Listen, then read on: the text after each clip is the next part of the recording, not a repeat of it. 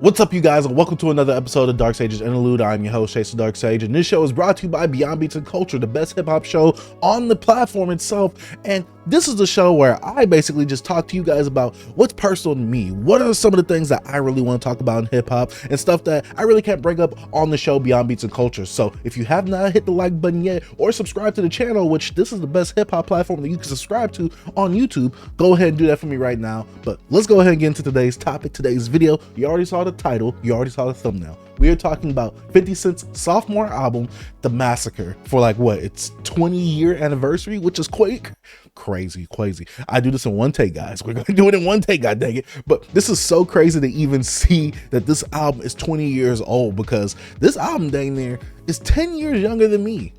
It's insane to me, but we are going to talk about it. We actually already talked about the Game's documentary album earlier in the year, so if you want to check that video out, go ahead, check that out. I'll leave a link in the description down below if I do remember. I'm not gonna lie, but the reason I bring that up obviously is because this album was supposed to have some of the songs that was given to Game on the documentary, but instead were given to the Game, and this album, from what I was reading, had to actually be reworked. So if you hear some of the hot songs that is on the documentary, they sound perfect for what 50 Cent was trying to do on the Massacre itself. And I'm not gonna lie, when it comes to the Massacre, and I didn't really know this information when I was younger because I was just a kid. Sometimes you do your research, sometimes you don't. And when I was younger, I went through like two 50 Cent phases.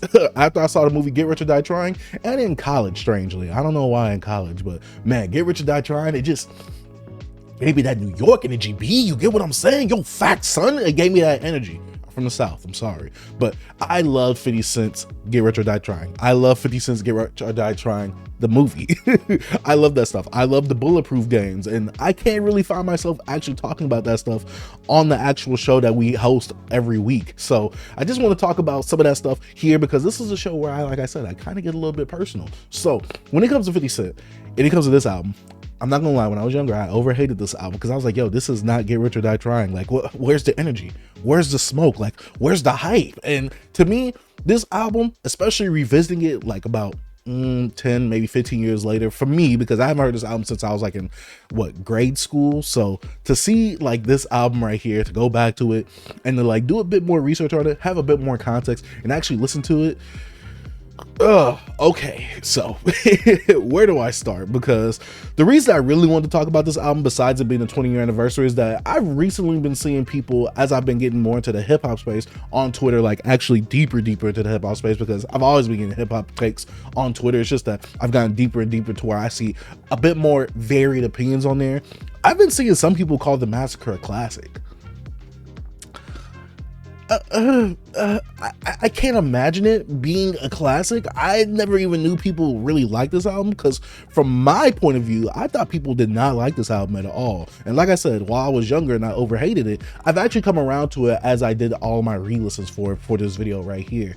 But to call it a classic, maybe a cult classic, but album quality wise, I just feel like this isn't a classic for 50 Cent. And I've always said this about 50 Cent. 50 Cent, he caught lightning in a bottle with Get Rich or Die Trying. This album right here, especially with it having to be reworked, this is like when a movie has to do reshoots. But I'm actually okay with a movie having reshoots versus an album having to be reworked. I don't know why my brain just works like that. But let's actually go ahead and actually look at, some of the stuff of the Massacre itself. This is obviously, again, executively produced by Dr. Dre, by Eminem, and by 50 Cent itself. It came out March 3rd, 2005. It was supposed to come out, I believe, Valentine's Day. It was called the St. Valentine's Day Massacre, but I guess the label didn't really want to push it out until 50 Cent leaked Disco Inferno. So yeah, the songs that he actually gave Game for the documentary, which I want to say gave because I'm not sure at all how much he actually gave Game besides the instrumental hook. Did he write those verses for Game, or did he just keep his verses on there and like he gave the rest of it to Game? But Hate It or Love It, How We Do, Higher, Church for Thugs, and Special. And I'm not gonna lie, if these songs were actually on this album right here, I wonder what would have been taken off and would have been I wonder what was substituted for these songs that he gave Game, because this album might have sonically and cohesively been better if you would have gave Game those songs. Because I actually wrote a few notes about some of my opinions I had before I actually got started into like actually looking at the track list right here, and I'm gonna go ahead and just spit them things off for you guys. Pause on that needed to pause on that. First point, conceptually and tonally, it's inconsistent. 1 second he's a gangster, the next he's a pop star, and after that he's a lover boy. Secondly, sonically, it is a consistent like Get Rich or Die Trying. Beginning of the album sounds completely different from the middle and the end. This one is super subjective, but for me, it didn't mesh well. And lastly, the sequencing is off. For example, with songs like Just a Little Bit followed by Guns Come Out. I mean, we have the sexy track, but then you want to have the gangster track.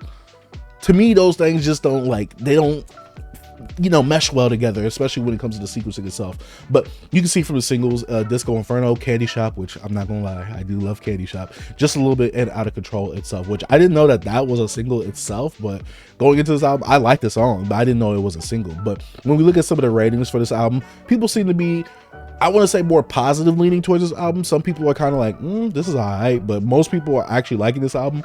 From my consensus when I was younger, people didn't really like this album. I don't know. That could be me. That could be revisionist history. I don't know. Like, that's what I thought. I thought people didn't really like this album. But like I said, when I've been on Twitter recently, and people have been talking about like 20-year anniversary for albums, it was like, yo, The Massacre is a classic. And I'm just like, it's not Get Rich or Die Trying, so let's not do that. But let's go ahead and start off with the track listing. First of all, this album is way too long. Like, time-wise, this is way too much. This is an hour and 17 minutes.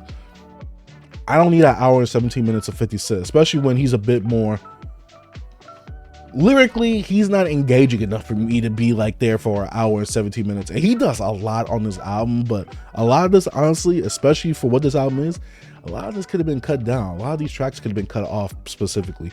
But let's actually go into the album. First of all, the beginning of this album.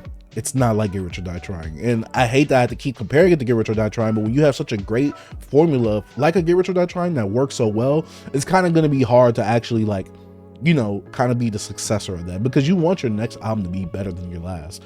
At least that's what I would think. So when you have a song like this, In My Hood, versus a What Up Gangsta, Get Rich or Die Trying starts off on a very high energy level. You get what I'm saying? This album kind of like, it's subdued. It's a bit like chilling, it's menacing. And if the whole album were to be like that consistently and sonically, I would be okay with that. But like I said, this album is kind of a bit inconsistent sonically because it wants to go all over the place rather than actually like having this mood that it kind of sets up really nice at the beginning, but it doesn't really pay off towards the end of the album itself. It pays off towards like, Piggy Bank, which to me is the first like ooh track. But I mean, going to In My Hood, it's cool. This Is 50 is cool. I'm Supposed to Die, that was a song where I'm like, okay, let's see where this goes. But then we got Piggy Bank. This is one of my favorite 50 Cent songs of all time, because the way that he's just going at everybody on the song. I've said it plenty of times on the show itself, like how Family Matters is this era's Piggy Bank, where Drake is shooting off at everybody. 50 Cent is doing that on this song. He's going at Fat Joe, he's going at Jadakiss, he's going at Nas. He's going basically at like a lot of people on the song right here. And I'm just like, back then especially, you like, yo, like, is he really doing this? Like, yo, he is that guy. And then we got the next song, Gatman and Robin, which is a song I feel like can be taken off. It's featuring Eminem. This song is just way too goofy and way too corny, especially with how you set up the first 4 tracks of the actual album itself. Gatman. And then Eminem trying to do that, and like, trying to do like the little sound effects of onomatopoeias that you actually see in the old Adam West Batman.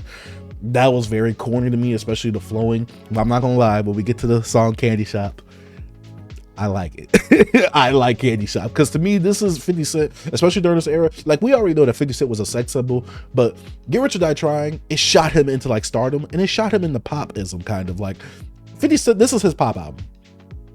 This is his pop album. He has a lot of songs that feel like more songy rather than actually looking at the actual making a consistent body of work.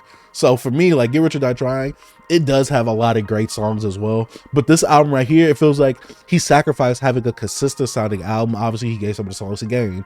He sacrificed having a consistent body of work for having actual like pop-like songs, club-like songs, dancey-like songs that really don't fit the actual tone of this album. But in terms of songwriting, it's still really good stuff. So Candy Shop, I really like it. Scott Storch's production is really good on here. It's a catchy hook, guys. Like, hey, I can't lie, I really like Candy Shop. I take you to the candy shop. I like it. Then we got Out of Control, which I really like. Then we get the track number 9, Get In My Car, which was recently sampled in the past few years by Migos and Youngboy, I believe. I believe Youngboy was on the song. I could be wrong on that.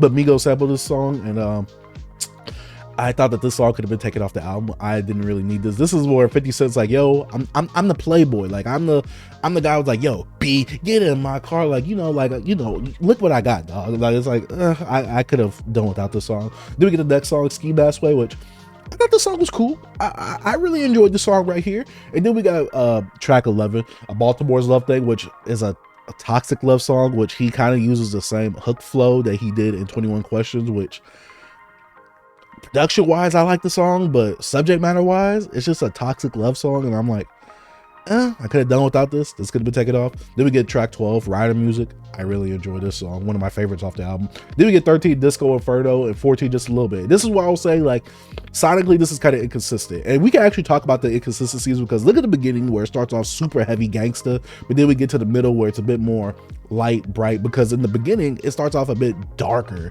but in the middle it gets a bit more lighter and brighter. Like, if I were to have to describe it, tracks 2 through 6 kind of fit during that nighttime range, and tracks like 8 through like 14, that could really be like during the daytime. Like, to me it tonally like shifts, and I didn't really like it because it didn't gradually do that. I don't know, that could be me. Like I said, the album sounds way too differently in 3 different parts of the actual album itself. So yeah, when we get a song like Disco Inferno, Just a Little Bit, to me these are like the club songs. These are the poppy songs. Like, these are the songs that obviously you've heard them everywhere, right? But when it comes to that body of work in the album, to me it doesn't fit with it sonically. Then we get Guns Come Out, and this is why I was talking about the sequencing earlier. Just a little bit, just a little bit, and then the next song you want to talk about Guns Coming Out, you want to be talking about how you're such a gangster. Yeah, it's like 50 Cent didn't know what he wanted to be on this album right here. Then we get My Toy Soldier, which I thought that the beat was cool, but I just thought it was a bit corny.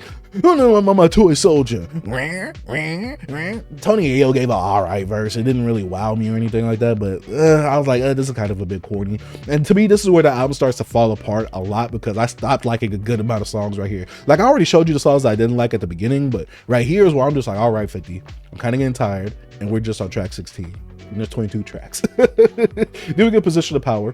I like this song. Then we get Build You Up with Jamie Foxx. This song could have been taken off. Then we got God Gave Me Style, and like I said, this is like the third part of the album where it sounds completely different. Once it hits Position of Power and Down, this feels like a victory lap part of the album, but it's like, it's weird because, like I said, tonally it just does not fit with the rest of the album itself. I don't know, like, you guys can let me know in the comment section. But then we get Position of Power, Build You Up. Like I said, we could take that off. God Gave Me Style, I thought this was a cool track right here. Then we get So Amazing featuring Olivia. I enjoyed that song. Then we get I Don't Need Them. I enjoyed the song, but a lot of these songs where I keep saying I enjoyed them, like from track 17 to 21, like, you could have gave me 1 or 2 of those songs and I didn't really need the rest. And then we got track 22, Hate It or Love It, the G Unit remix itself with The Game, Tony Ayo, Young Buck, and Lloyd Banks. And I definitely could have done without this track. I like the original track a lot more. I did not need all of G Unit on this song right here. And this album just ran way too long for its own good. Like I said, the biggest problems I have with this album is the inconsistencies itself when it comes to like the sonics and like how it sounds. Like I said, I kind of broke it down already into 3 different parts where it sounds differently, and I'm just like, this feels very incohesive. It doesn't feel like he knows what he wants to be, because I mean, at this point 50 Cent knows that he's like a sex symbol, right? And so him wanting to be a pop star with these songs like Disco Inferno, just a little bit, but then he wants to be the hardcore gangster like he is at the beginning of the album, but then it's like you also want to make the club tracks too for people to bounce to. It's just like it totally doesn't like fit to me. Like, Get Rich or Die Trying, he's all the way gangster. Like, he's all the way gangster. You get what I'm saying? Like, to me, there's no switch up where it's like, I kind of got to question this right now. No, there's nothing like that. There's nothing like just a little bit of Disco Inferno on Get Rich or Die Trying. Throughout the whole thing, he's trying to get rich or die trying. And that brings me to my next point. 50 to me didn't feel hungry in this album. To me, it's like, oh, I got rich. I don't really need to try like I did. I know a lot of people use that joke, but it really does feel like that on this album right here, because when we're looking at it right here, right? Look at these songs. Like, even the energy that he has at the beginning from the first 2 to 4 tracks, even though I really like I'm Supposed to Die, it's very low energy. Like, until track 5, where I'm like, okay, where are we going, Fifth? This album, yeah. But like I said, a song like Gatman and Robin, like, what, you had to have another Patiently Waiting so you could have Eminem on the song? Like, I didn't really need that 50. I don't know, but he just didn't sound as hungry on this album, especially since he's made it. He doesn't have them struggle raps like he did previously on Get Rich or Die Trying. And hey, I'm not a huge 50 Cent fan. I'll let you guys know that right now. I have not listened to any of his mixtapes. His first project I ever listened to was Get Rich or Die Trying. My mom had that on CD, so of course this is gonna be the first album I listened to. The first song I heard by 50 Cent, In the Club. Whose first song was that not by 50 Cent? So when it comes to this album right here, it's just, it's not Get Rich or Die Trying. And I know it's not Get Rich or Die Trying, but you have to compare it to that, especially when it comes to a sophomore project like this. And this is the follow-up to Get Rich or Die Trying. The same people are working on it. And this is Dr. Dre's production. Dr. Dre sounds really good producing on this album, especially some songs like the, was it Out of Control? Oh my gosh. I'm like, the beat on here, and you can tell this is definitely like Dr. Dre having his hands on this album right here. But sonically and cohesively, it just doesn't mix well to me. I don't know, and this is why I can't call this album a classic, because off of quality of work, now I'm saying, this isn't like a horrible album. This isn't a bad album. I think that it has its problems. I think I give it about a 3.5 out of 5 itself. I think, just spitballing right now, but this can't be a classic. Like, this isn't even in the 4.5 range for me. The inconsistencies is what really holds it back, and it not feeling as focused as a project like a Get Rich or Die Trying is also what holds me back. Yeah, this one ain't really it for me, but I don't know. You guys let me know what you think about 50 Cent's The Massacre, like, what, 20 years later for the 20-year anniversary review. I just had to put this out there because my co-host did not care about actually talking about or reviewing this bad boy, but I thought, you know what, let me go ahead and revisit it. Let me see if my mind can change, because I was very young and impressionable when I overhated this album. But now coming back to it, I don't overhate it as much. I don't consider it a classic project. I think this is a cool album. This is a cool album. If you want to get someone into 50 Cent and you don't want to give them the hardcore gangster stuff, you give them this album. It has the hits. It has every little facet of 50 that we know of him now. And I think that it's a alright, it's a pretty cool album. I don't know. But you guys let me know what you think about 50 Cent's The Massacre 20 years later. Let me know in the comment section down below. Don't forget to like this video before we actually head out itself. And don't forget to check out the weekly podcast, Beyond Beats and Culture. It's the best hip-hop show on the actual platform itself. But as usual, my name is Chase the Dark Sage. This has been another episode of Dark Sage's Interlude. Peace.